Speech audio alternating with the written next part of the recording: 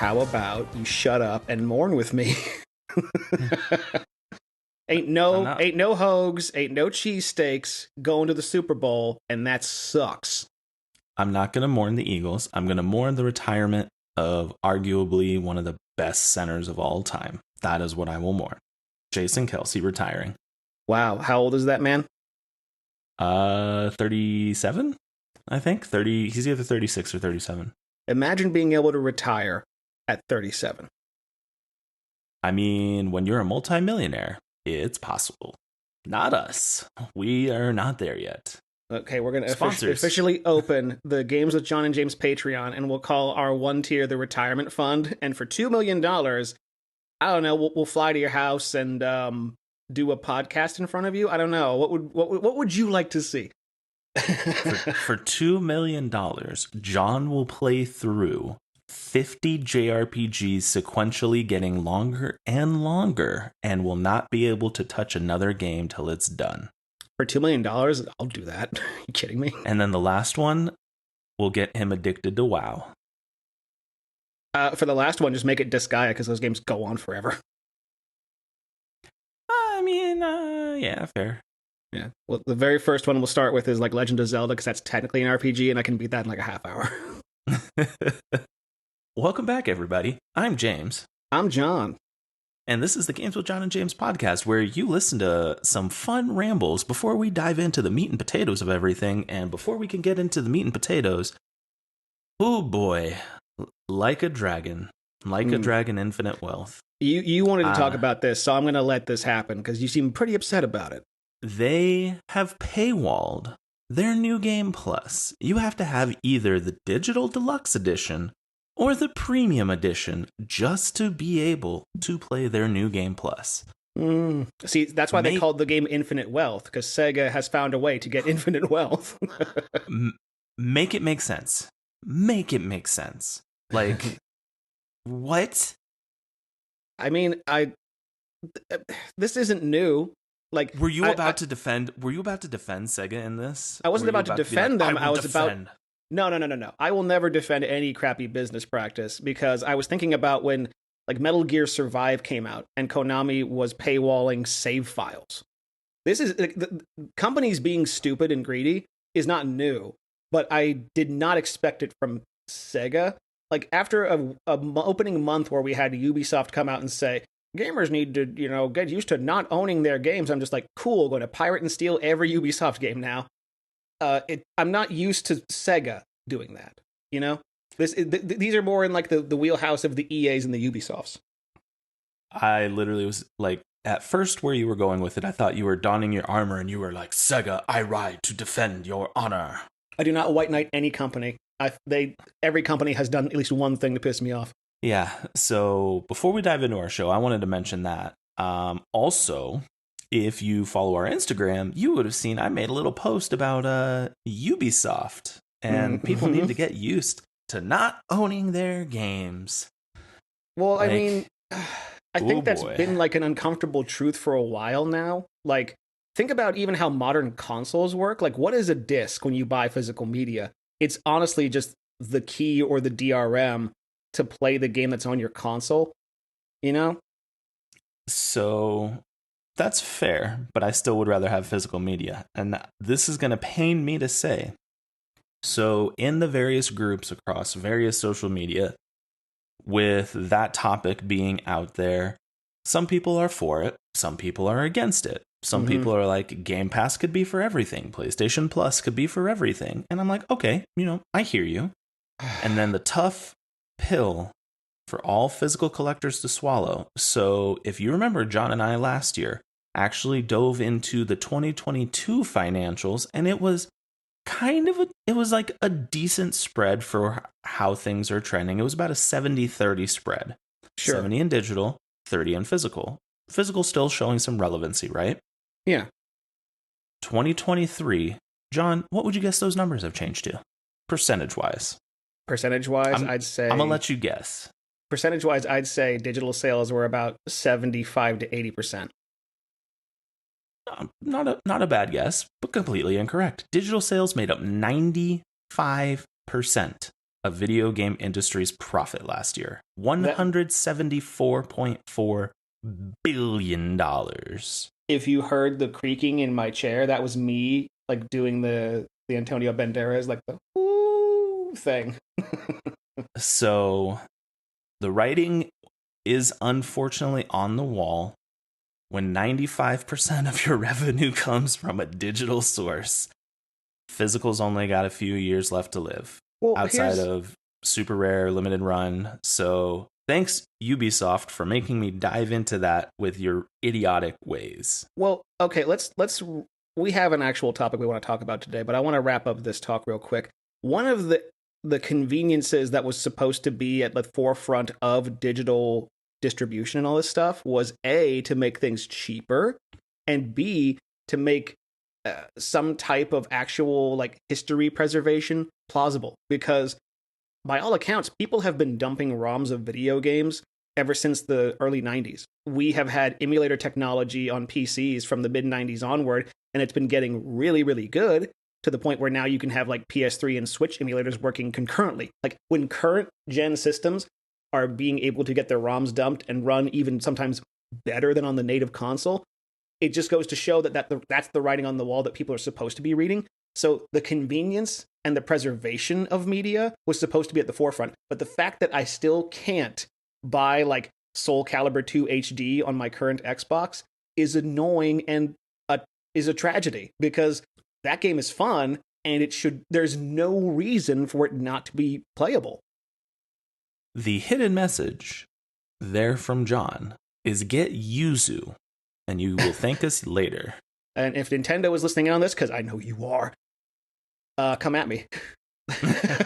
You know, can I just say, one of my things I've always wanted to happen if I was like an indie game developer and I was remaking like a Nintendo game, I would have loved to get a cease and desist from Nintendo just to pay a lawyer to draft a letter to send to Nintendo of Japan and America in their respective languages that says, you. Respect. With that. And that's the first F-bomb of 2024? Probably not, but... This is the start of the chaotic news of the year, so it's gonna be a very bumpy ride. I will say, though, in a positive way, we're gonna transition. Hey, I just used the word transition. Congrats to me. Are you transitioning, James? Is this how you're telling us? We're gonna go into the episode about open worlds. I can't believe it happened so fast.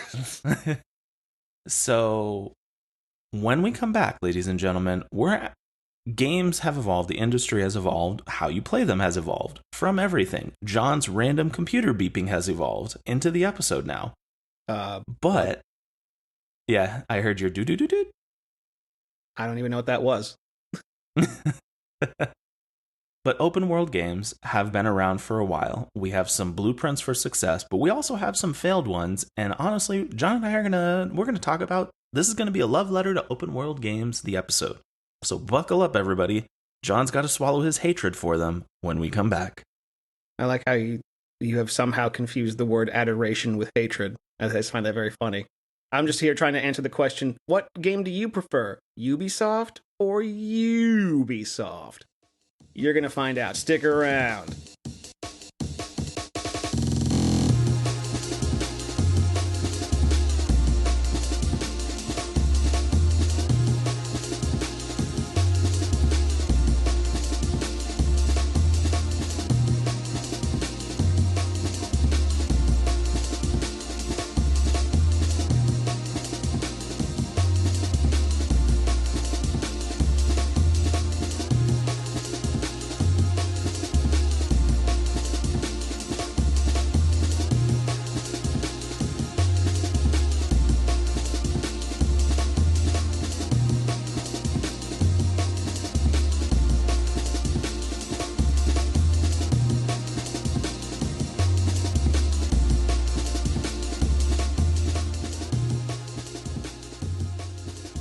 Welcome back, everybody. So, as we mentioned, this is a love letter to open world games. And I know what you're thinking. You were like, James, Jon, we listened to quite a few episodes ago where you're basically trashing open world games. Yes, our stances may not have changed, individually for perspective on it, but we can appreciate what goes on with open world games. And we got to take you back. Games from the Atari to the Mac to the regular Nintendo and on, games wanted to push the boundary. Super Mario hits, Donkey Kong hits, and it's side-scrolling or go climb some ladders, rescue the princess, Pac-Man fever. See, what you're talking about, James, is concepts and ideas for types of games. So I swear this is the most patronizing I'm going to sound on the entirety of this show. But back in the day, children, they used to have games with things called levels or boards or stages. And what you would do is each one of those levels or boards or stages would be comprised of individual challenges built around the game mechanics that you'd have to overcome in order to complete that stage and move on to the next level. Am I going over anybody's head so far? Professor Jon, wow! Yeah, exactly. In fact, the first example of the side-scrolling like character action game was Pac-Land that Namco made, which inspired Mario, Super Mario Brothers, which is crazy. But ultimately, as things started to give way to new concepts and new design ideas, people were like, well, what if you could go for an adventure? What if you could go on some type of quest that wasn't necessarily about an individual challenge, but one grand epic adventure, right? So I'm going to ask all of you, put your pitchforks down with what we're about to say. Okay. Even mine? Well, you're part of this, so we're both, in front of them. We're front-facing towards these pitchforks. Speak for yourself. The Legend of Zelda, if you look at it with how games evolved, that was our childhood. Maybe you experienced it later. Who knows? That was the first real foray, in my opinion, into open world adventure. Because it's Link, you're destined, blah, blah, blah, in the cave, get your wooden sword. And then you could go, could go wherever you wanted. If you wanted to go through the random forest to grab stuff, you could do that. If you wanted to say, screw it, I'm going to try to get to Ganon, only getting the silver arrows. Hey, good luck if you know how to fight it. Awesome. Yeah, but like imagine, because the perspective I really want to impart is like what was there before that ever happened. So imagine you're playing a game from Nintendo, and it's this game called The Legend of Zelda or the Hyrule Fantasy or whatever, and you start the game, and you're a little green guy in a field, 3 separate ways you can go, and a hole in the wall. Where do you go? And immediately you're presented with all of those choices that spell out the rest of your experience as you play that game. Like, I remember very vividly the first time I ever tried to beat Legend of Zelda. I couldn't find level 4, and I knew you needed, like, the raft to get it eventually. But I found, like, levels 5, 6, 7, 8, and 9 before I found level 4. And I'm like, where the hell is level 4? It was that first real taste of essentially you doing whatever you wanted. And ultimately, what we want to get across is that is kind of the beauty of an open world game. Gamers have many facets, many different personalities, many tangents. Some of us play for RPGs, some of us play for the shooter mechanic, you name it. And the ability to choose exactly how you play is a very anxiety releasing style of game that has honestly just flooded mainstream media. So I'm going to say thank you, Zelda, for starting us on this path. Miyamoto, arigato. Yes. And also thank you, Lord British, for Ultima, and thank whoever the hell made Highlight, because those are all like the first examples of that type of game. And what I think is interesting is you could take it even further back and say that Dragon Quest / Dragon Warrior was another example of that, because as you start that game, you're told, okay, go fight the dragons. Like, okay, well, how do I do that? Well, I guess you need some experience points and some weapons, so go out and fight a bunch of slimes until you have enough gold to buy a big enough sword to go off to fight more stronger monsters to get more gold so you can buy better armor and more weapons until you eventually save the princess and then go fight the real boss. And then there was a split around that time, which Square Enix just took the ball and ran with, where they're just like, you know what, we could put stories in this that kind of give people a bit more guidance into how they actually explore our open world. So, Everything you said is correct. I'm finger wagging at you because it was not Square Enix. It was just Enix. Do continue. No, I wasn't moving ahead. I was talking about like when Final Fantasy's later. I was making allusions to that. Dragon Quest 5, 6, and 7, when they were Enix, amazing. Okay. End of the episode. You have been patronized, Professor Jon.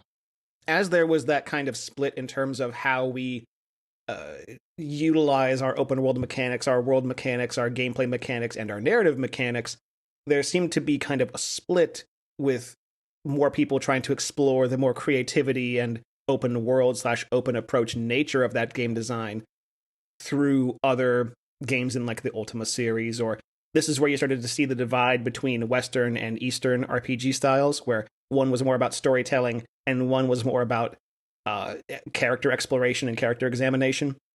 But we've talked about like the differences of that in previous episodes before. What I wanted to talk about is over the course of technology and game design mechanics and technologies to advancing, we eventually got games like Far Cry. And Far Cry was an example of, here's an entire world with outposts and things in it, and you are dropped straight into that, and you have to either solve the mystery, or I don't even remember what Far Cry was about. I think it was about aliens. But like you have this entire truly living open world to go out and explore, and the rest is what you make of it. So, like, obviously we're fast forwarding some generations here because that was kind of the dawn of it. Throughout the Super Nintendo and Sega eras, there were other kind of pseudo forays into it. There was a weird foray with Ogre Battle, March of the Black Queen, the Spider Queen or Black Queen, whichever the one that was, which was open world but real time, very weird. But it wasn't until that Far Cry, till your Grand Theft Auto San Andreas, Grand Theft Auto Vice City, it wasn't Grand Theft Auto 3. Yeah, it wasn't until that we got to see this evolution of, we're going to call it adventure. Like, I mean, it may be an adventure, beating up pimps and running over pedestrians, evading the cops. I mean, that could be. We talked about it in our last episode. One of the most prominent and popular franchises is named after a felony. Of course, people love that stuff for decades. And I also briefly want to touch on, like, people could say, like, oh, what about Ocarina of Time and Majora's Mask and Super Mario 64? Like, yeah, those were still more iterations on the formulas that they set in their previous entries in the franchise. Even like Mario, where, like, yes, you technically were living in this open world environment that was Peach's castle, and you were exploring that, but you still ended up doing individual challenges in those individual levels. So I wouldn't call that an open world game. I would call that a Mario game, you know? I mean, fair. So it starts evolving. Around this time, EVE Online even evolved. So I'm also going to give a weird random mention to a computer game. Unlimited universe. Infinite possibilities. Giant open world on open world on open world. Got so big at one point that there was a console game, forget what it was, but came out on Xbox, where you could do resource stuff on the planet to send to your EVE Online account up in space. Forget the name of that game. So you could literally use your old school like Xbox as like a Bitcoin miner. Hey, maybe that's where they got the concept. I don't know. Oh God, no! Life imitating art. Another thing I think is interesting is like, I briefly touched on like the split between like, character exploration and stuff like that. You say EVE Online, I think about like EQ when that came out, and like, just the fact that you were in this living, breathing world that had rules and you had to follow them, otherwise you just die. Yeah. The reason why at least for me, I definitely wanted to talk about this topic is, even though I'm an avid JRPG fan, and most of my games, if you parse it away, it is a very linear point A to point B kind of experience. Even the bigs like Final Fantasy 12, Final Fantasy 10, even Final Fantasy 16, for all intents and purposes, was a very linear style story. Yeah, when you are presented with a list of tasks, and like, in order to progress the game, you must complete these tasks, that kind of robs the open world experience, because the open world experience can be anything, where it's like, here's a general idea of the thing you're trying to do, and you can take it on in any order. There isn't really like an order that can be switched in a game like Final Fantasy 16. Exactly. And sometimes it is unbelievably nice for my freaking squirrel brain to be, oh, look, there's a point I haven't been before. Horizon Zero Dawn. Let's go check that out. Oh, what's this? Oh my god, it's a giant dinosaur. Must climb. Yes, I want to climb that. And like, what's crazy too is that like the concepts like this that we're exploring really kind of came out at the turn of the millennium.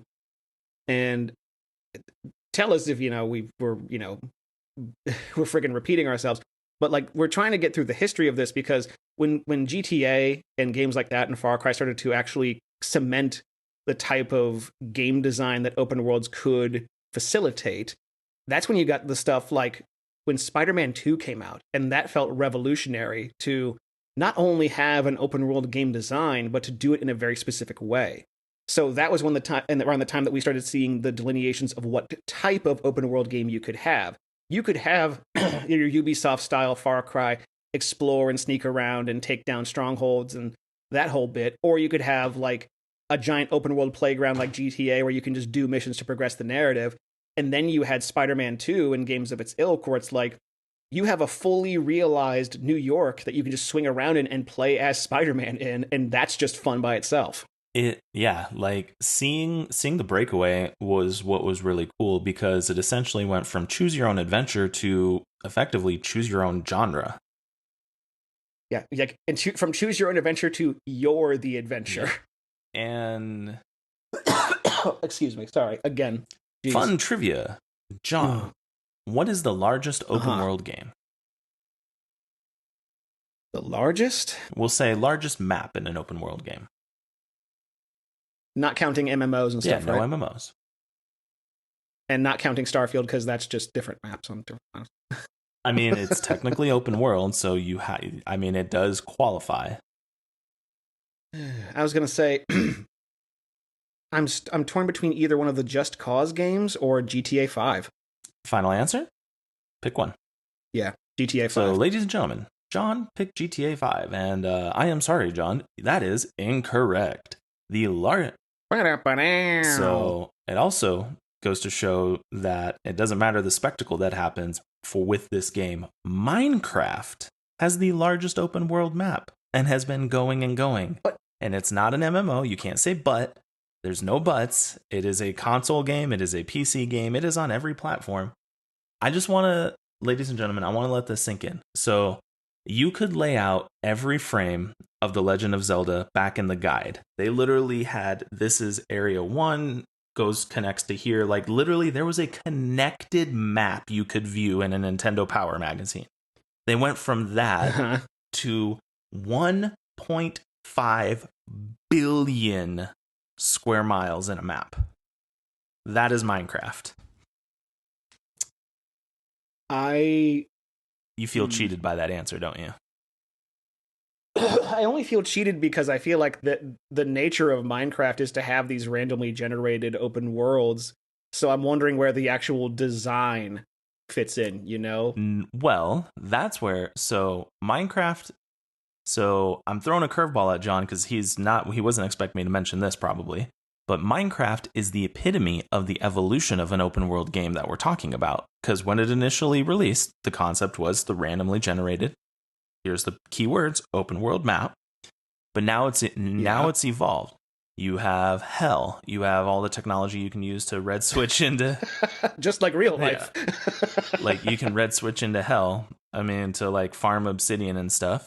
You also, now every world has a heart. There's like major dungeons, major bosses. So it's no longer a random world. It's a world with intent. Like that is the most genius evolution you can have. Like it went from one person being like, maybe people will play my game, into an ever evolving world. And we're still getting new concepts with it. Like Minecraft, like a new Minecraft game. Minecraft Legends and Minecraft Dungeons. And it's a franchise now, and Microsoft paid for it, so they're going to milk it. But I think it's funny because you mentioned that, and I'm just imagining Notch. He's thinking, I hope someone plays my game to QAnon's real, and here's my candy room. No wonder he went crazy. Oh, man. Oh And boy. But you're right though. So like again, the delineations of the concept of something like a Minecraft, which feels wholly different from any other type of thing like if you put Minecraft next to Mad Max or Rage 2, which was made by Avalanche and id and whatever, and they feel wholly different because they're meant to deliver wholly different game designs and concepts. Like I think about games like that all the time where like Rage 2 as a concept is a game that doesn't need to be open world. In fact, I would like it if it was a bit more built where like as maps, because when I'm just jumping into my freaking flying car and flying over this massive desert where nothing is happening, I'm like, what's the point of this? Is it like a flex? Like is it just meant to be like, look what we can do? Like I don't get it. So it's a message that you are forever alone in the desert that is life. I think that's too deep for a game where you put on a freaking cyber suit and explode people with your rainbow laser gun. Hey, they have deep moments too, those style of games. They do, but not Rage 2. Not Rage 2. Have you played that game? No, of course you haven't. Wow, yeah, well, apparently I haven't played Rage 2. Sorry, well, John. I did, and I stopped because it got boring. So, whatever. And no, but so more on your point though, like the deliverance of like also user generated content that kind of came out of that type of game being made, where like the fun of Minecraft was you have these skills and these abilities to do these certain things. So of course they had creative mode where you could build whatever you wanted, and that in turn informed things like Roblox and other type of kind of create your own content type of video games, which also live in this open world concept, which is just crazy, which also feels kind of MMO light, like I don't know about you, but I played Ragnarok Online back in the day, and you could be a merchant and open your store, and then people would just buy stuff off it. So so the reason why I segued over to Minecraft is because it was around that time that open world really started to cut its chops. Because also, you look at Elder Scrolls Oblivion, into arguably the game that has been re-released, remastered, resold 9 gajillion times, Skyrim. Aha. And from 2015 onwards, it's kind of like that's kind of been the way games have evolved. Like Skyrim came out, and from there you see, and I'm not saying because Skyrim that's why these other companies did, but it was kind of that metric for success for what players wanted, that even franchises like The Legend of Zelda went open world. Like for all of the crap I used to talk about Breath of the Wild, like and I'm not going to recommend anybody doing what I did, complete 100%ing Breath of the Wild into 100%ing Tears of the Kingdom back to back. That was way too much. What you did was you played the demo and then you played the real game. That's what you did. Like it was a lot of Zelda. A lot. Yeah, and a lot of Zelda. And what's crazy about that game too was it also borrowed so many elements, like you mentioned. Like the blueprint is like you can make your own fun. It's like, okay, but a Zelda game traditionally has like this story and this narrative and levels and dungeons and a side of progression. It's like, yeah, but what if your progression could come from anywhere? What if your progression could come from these other things that are tangentially related? Or what if your progression could come from your own agency in the world as the character, which is kind of what the whole original point of Zelda was to be, So to me, I felt like those games were a return to form to that original open world adventure concept. I like the fact that we're actually discussing a lot of design like theory in a lot of ways, and how these things have been explored through various different genres and various different publishers and developers and stuff. What I find crazy is that I feel like nowadays, like I'll use a most recent example because it came out the last week. Pal World. Pal World was billed as like, a Pokemon game with guns. Like that was like the spiel, right? But then I watch a streamer play it, and it's like, oh, it's a crafting and survival game, because of course it is. And that is like the way to deliver on how you get like new gear and equipment and establish a base and build up your reserves and your supplies and all this stuff. And I'm just like, it would have been... You've been playing it, haven't you, John? I've been watching it. I have not been playing it. I can't bring myself to play it because I see the first thing you do is build a workbench and make a pickaxe, and I'm like, God dang it, this sucks. But what I'm saying is that like, I think there's also a kind of a rut that a lot of these games are in now, where because of games like Minecraft or because of games like Breath of the Wild, they think like, oh, well, we can just give people like a toolkit and then they'll make the game for themselves. And that's not lazy. Like, it's definitely not. Like, it's a whole other set of skills on how to make that game. But I feel like some of the artistry of game design itself, you're kind of cutting yourself off from so many other avenues you can take to enrich, like, not only your game, but the world you're actually still living in and playing in, you know? Yeah. I mean, I would have loved to have been there for the pitch of, do you like Ark Survival? But would you rather play Pokemon? And do you like Pew Pews? Now let's combine all three. Like, I would have loved to have been there for that idea pitch.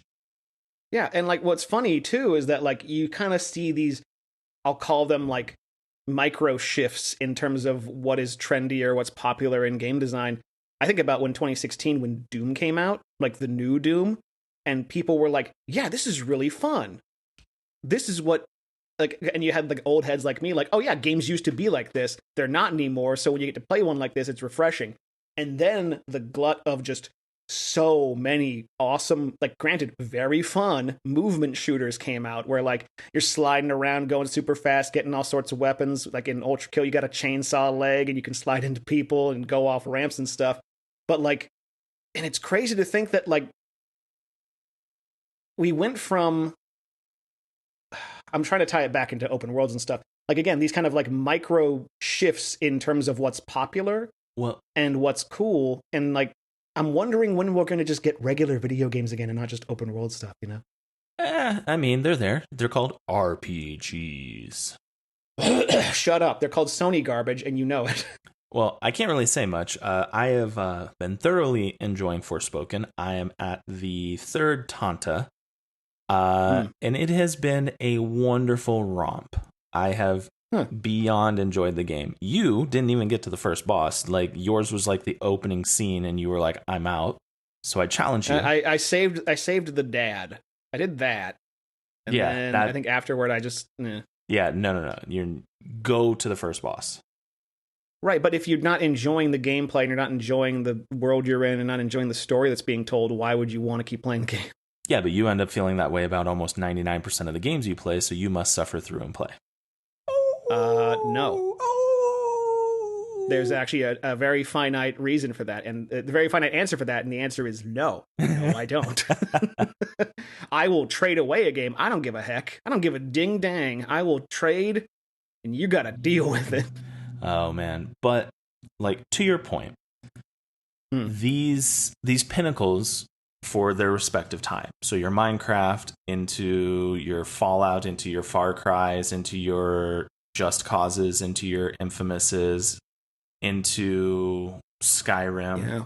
Like, it has, I personally feel that we have, so gamers of yesteryear, their attention span was, you give me story, I experience story, I'm happy.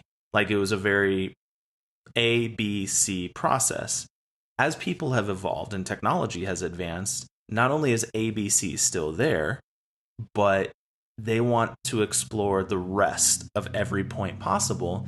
And I appreciate that video game developers, quite a few of them, have decided to allow you to do that, from your Red Dead Redemption 2s to even arguably the game that finally made cross-play a thing through sheer brute force, Fortnite. To quote John from earlier, before we even dove into this, like, Fortnite, it's open world. Like, it is legitimately an ever-evolving open world. And it's a place that people live. Like, truly, it's its own, it's a living being. It's a living document of a video game, which is crazy to me. And I still, to this day, crazy to me. Right? And I think, honestly, like, love it, hate it, like open worlds, don't like open worlds. That's kind of the best homage to gamers that developers can do. Because every open world has something for someone. Even Forspoken, which John wasn't a fan of, still had some elements that he was mildly entertained with and kept him trying to progress. Games like I said before, I bought that game. I enjoyed the demo. The demo gave me a glimpse into like, oh, okay, I can get behind this a bit. And then I started playing. I was like, but like the fact that it still grabbed me enough to even get me to start is nice. Breath of the Wild. I think the best. Breath of the Wild immediately had a strong hook because you're just like, oh, I can go anywhere and do anything. Hey, old man, give me that apple, like that kind of stuff. Or like you could be like like one of my friends, and it's like, I'm just gonna go this way, and then they find like a stone talus when they're like naked and have no weapons. Like, oh god. Yep, that was me. Hi, I died. Me. Have you guys heard of my friend James? It's no. It's rewarding, honestly. Now, love open world games or hate open world games, each and every one of those, there is something for you. And if you arbitrarily are like, no, I don't want open world, give me turn-based X, blah, blah, blah. I want linear, straight to the point, arcade style. Like, I think, I'm thinking in terms of, like, we should probably, like, deliver kind of, like, our thesis on our approach to open world stuff, and then we'll go into the outro. What do you say? I mean, totally fine. I'm going to hit this point first. Even, to quote John there, if you like linear X, every open world game is that for you. I'll use Breath of the Wild as this key example. You don't want to explore, you don't care to find the shrines, you're not trying to min-max your damage. You just want to, hey, I want to go kill Ganon. Okay. You can go attempt it. Oh, I died due to the constructs? Okay, so I will go do the story. Through doing the story, you will essentially get the bare minimum you need to get that Master Sword to go through to Ganon. That's your linear. For people that see more, want to do more, all of that is there as well. Every open world game is also a linear game. I'll use the one I'm knee-deep in, even though it came out last year, Forspoken. If you just want to experience the story and you're not like, ooh, squirrel, I want to go check out everything, you'll beat the game in 14 hours. You don't even have to go explore everything. It's just do the story beats, cool, thanks, done. If you have squirrel brain and want to go explore and get like uber powerful craft and whatnot, that's there too. All of these games people may bash are in fact the game they like. And this is coming from one of the biggest proponents of, if you listen to that previous episode, I was literally like, screw open world games, blah, blah, blah, blah, blah. Like, I have to appreciate, one, through the sheer enormity of open world games I played last year, looking at you, Breath of the Wild and Tears of the Kingdom. Yeah, back to back still. Jeez, man. Like, that's the beauty of open world. What you like is there. And if it's linear, it's there. You don't have to do the extra content. Like, you could literally just go through the main story of The Witcher 3, which is arguably side quest the game. You don't have to do any of it. Baldur's Gate 3, huge example of, I would call it pseudo open world, but more open choice. You can do anything you want. I mean, literally, we're now seeing people who have played it enough to where they're pushing their skits out. Hold on, rolling a deception check. Crap. Continue. Like, people are pushing skits out. There's a quest where you're talking to some ogres and you have to go do something. And like I just watched this recently. Like, dude steals the item the ogre's going to give him for accepting the quest, and then goes and talks to the ogres. Like, he's invisible, steals it, comes away, and then like there's this hilarious moment where the ogre's literally like, "All right, for this you need. Wait a minute, it's not here. I know who took this," and it's just silliness, and that's there. And I think ultimately that's the biggest point with open world games. An open world game is every single game out there wrapped into one. That's my point. Okay. You also touched on briefly something that I wanted to kind of mention, how like the difference between story and plot in video games, how like the plot of Legend of Zelda is defeat Ganon and save the princess. The story is everything that happens in between the beginning of the game to when you save the princess. Now, coming back to kind of my thesis on the approach of open world games is, while yes, there is this approach to a jack of all trades, master of none, which I feel like kind of also got pioneered from another Ubisoft game called Beyond Good and Evil, which we didn't really touch on while we were here, but I digress.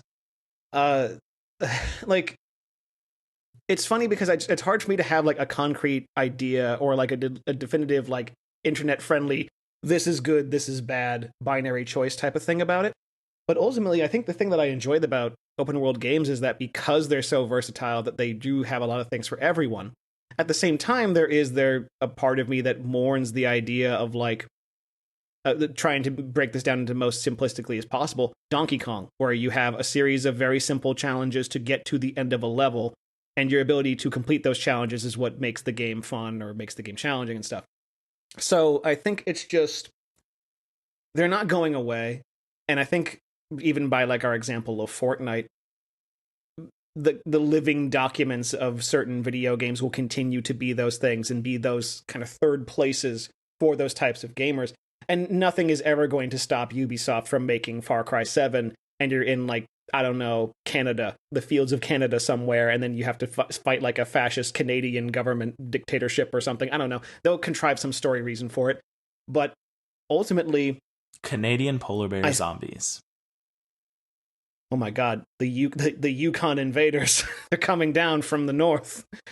No, but no, in terms of like any type of concrete thesis I can really say is that I love the idea of open world games as test kitchens for what actually makes compelling design and compelling narrative delivery. Because one of the things I thoroughly enjoyed recently was coming back to Infamous Second Son. I played through the intro of that game again recently because I like to come back to that game pretty often. And like even the idea of taking something that's familiar to me, which is, you know, the Pacific Northwest and how that might look, and distorting it by putting up like police checkpoints or some type of stuff like that to make it just a whole lot more engaging and gamified, so to speak, was a really cool thing. And it almost like the fact that there is room in the world of that game design where things can feel almost laser focused for like an individual experience that you would enjoy. I love that possibility. At the same time, I can understand that not every game needs to be that, because, I mean, look at Final Fantasy 13 or Final Hallway 13. So, you know, like there's ways to do it right and ways to do it wrong. And this sounds like such a wishy-washy thing, but yeah, you ain't making a thesis at this point. Ultimately, the best thing about these games is what I said before. I love them as the test kitchens of design. I like that a lot. That's fair. I also have a beef with your Pacific Northwest as of yesterday. What did they do to you? So, if any of you have one of these around you, Dutch Bros originated in Oregon. Yes, it did. Oregon people do some really weird things with energy drinks. It's like Utah with soda. Okay. Are you talking about the Red Bull things they make? The weird energy drink combos. Why is Dutch Bros coffee just sugar?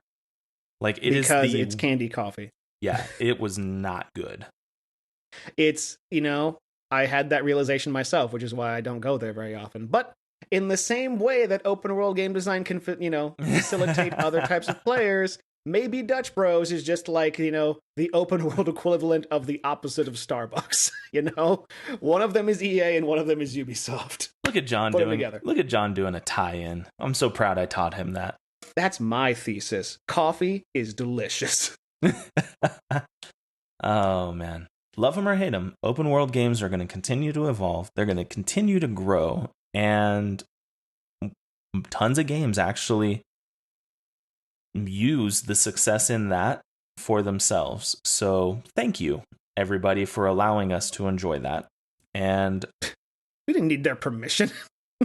Hey, I'm still saying thank you to them companies. And I will say, everybody go. I thought you were talking about like other people, like listeners. I'm just like, who cares? You never know. We could have a listener that is actually a game developer, and they're like, hey, come join my open world, and it's super fun. That sounds like a cult. Sounds like a cult invitation. We should watch out. One of us. No. That was me getting sucked into the void. But it's bound to happen. I honestly I'm going to say thanks to Breath of the Wild and Tears of the Kingdom. The back-to-back was punishment, and like I will keep saying that throughout the entirety of this episode. That was nuts. That was an entire month and a half of my life, video game-wise, blurred. But I have a new appreciation for them. I mean, look at me going through Forspoken. I'm super hyped because Grand Blue Fantasy Granny Blue Fantasy Relink I'm going to be diving into. That's my next game I'm playing. I've been waiting so long, chomping at the bit for this game, and it's here, and I am so happy. I'm happy for you, James, and I'm also happy that we're going to transition to one last musical break, and we're going to see you off to the outro. Da-na-na. Dun, dun, dun, dun, dun, dun, dun. Oh wait, I'm not the musical. I'm sorry. No, you're not. Also, put that pen down. It didn't do anything to you. All right, we'll be right back.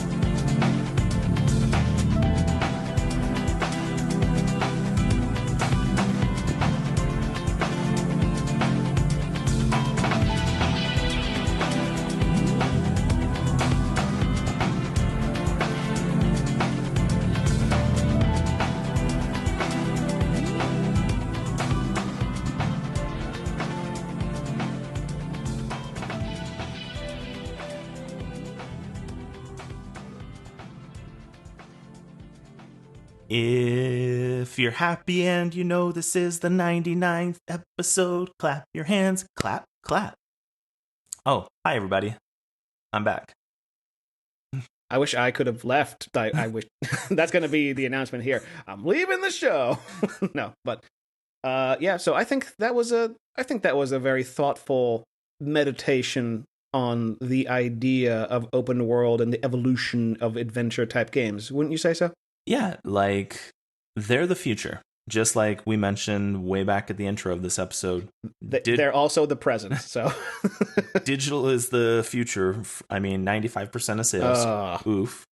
But yeah, thankfully, these open world games allow you to game however you want. If you're that person that you want to murder all the townspeople, go murder all the townspeople. If you're that person that wants to photo mode at the top of a mountain as you leap off of a dragon flying around the mountain, do that. I am reminded of one of my favorite open world games, State of Emergency. Like when you go into the mode where you have to kill everybody, it's like, congratulations, you killed everybody. It's like, yay! Oh man, it's a good time to be a gamer. Like we've said it before and we're going to say it again. 2023 was an amazingly powerful year for gamers of all types, genres, aspects. Mm-hmm. And 2024, literally right now, from what we know for at least the first 6 months of the year, has literally been like, hold my beer. Yeah, well, I guess we'll see. I think Final Fantasy VII Part 2 is going to be the ultimate test of that, because I think when that game finally comes out, other games are going to start coming out finally, and that's going to be good. I mean, I'm waiting for the ultimate petty, so you're familiar with Konami, John. Yes, I am. You're familiar with the Suikoden franchise, right, John? Oh, you're talking about the remakes of that. So Konami has also gotten into the remakes that John has said. But at one point, we had release dates for the remaster of Suikoden 1 and 2. But they're, my opinion, not fully factually proven. They are purposely waiting until Ayuden Chronicle, which one of the original founders of Suikoden has come over, and this is like, it was supposed to be, hey, this is a love letter for what I did, but now modern people get to experience it. Konami's going to pull the ultimate petty and, oh, you're coming out March whatever? Cool. We're also coming out March whatever. Yeah, Konami is loaded with people who are just petty assholes, and just put out the freaking Contra game I want and then just go away. Please sell your franchises to companies that actually will do good things with them. Please. Well, speaking of good things, you know where to find us at Games with Jon and James on Instagram and TikTok. As you could see this week, I have been very active. We're back. We're posting. We're here. And it is going to continue happening that way. I am so excited because Jon brought to my attention, as you could hear with my pseudo musical intro for the outro. Wow, that you may or may not have heard depending on my mood. We'll see. We want to say thank you so much for being here with us for this is episode 99. Episode 90 flippin' 9, man. It's been an amazing ride. It's been a wild rush. This has been going on 2.5 years of just super awesome fun with one of my best friends. And next time you hear who's that? Jonopolis. That's a dope name. I'm gonna change my name. I mean, you could just be like that show that came out on Hulu. You can be Crapopolis, which, by the way, is very funny. You should watch it. They'll greenlight anything nowadays. Anyway, please continue. So, next time you hear us, that's going to be episode 100. And Jon and I, we're going to have a doozy of an episode for you. We don't have any idea what it's going to be about yet, but it's going to be a doozy. I was going to say, do not sell them on that yet, because we have no flipping idea what we're going to talk about or even what we're going to do. So we're going to be scrambling to, next episode's going to be the best episode ever, and now we're going to have a really easy time living up to that. Don't believe the hype. Games with Jon and James is the best show ever. I mean, okay, shut up. I mean, we already knew that. They already knew that. Now it's time to tell the world. Oh, man. But no, seriously. The very first live episode of Games with Jon and James on Twitch. But seriously, thank you all so much. We wouldn't be here if it wasn't for you guys listening to us, because if it was just us speaking and nobody listened, we probably would have ended after 2 or 3 episodes. I thought you said we probably would have ended it after 2 episodes. I'd be like, oh, God, no. There's so much to play for, so many games to play. So, as always, I'm James. I'm Jon. This has been Games with Jon and James. Also, very important, before I leave, this episode will also be live on YouTube. So make sure you tune into the YouTubes if that's where you prefer to listen to your stuff. I know some of you prefer to. Jon has been doing an amazing job keeping it simulcasting up to date. So yeah, YouTube. Just like how YouTube. The first episode I premiered on YouTube used audio from a freaking episode that was like a year and a half ago. That was fun. That was a fun time. I'm not saying it's without hiccups, but I'm glad you self-identified. I always do. I always self-identify as a problem. Your problem. Aww. All right, but yes. That means Jon is going to record a video for our Instagram in the key of Taylor Swift. It's me. Hi. I'm the problem. It's me. Now it's going to be Jon's turn. We're going to say something really bad, so we better end this episode now. Okay, goodbye, everybody. We'll see you on episode 100. Bye-bye. Put down the pen. Put down the pen. Put down the pen. Put it down. Put it down. Okay, I gotta solve this. Oh my God, he's got a knife. Oh God, I gotta get out of here. Just want to add this in on the end of the episode. I want to give a super shout out to the people who run Awesome Games Done Quick. They just had their first marathon for the start of 2024 and raised $2.5 million for Prevent Cancer. So that's pretty sweet. Good job, y'all. Just wanted to add that in because I think that's amazing. Can't wait until the summer show. All right.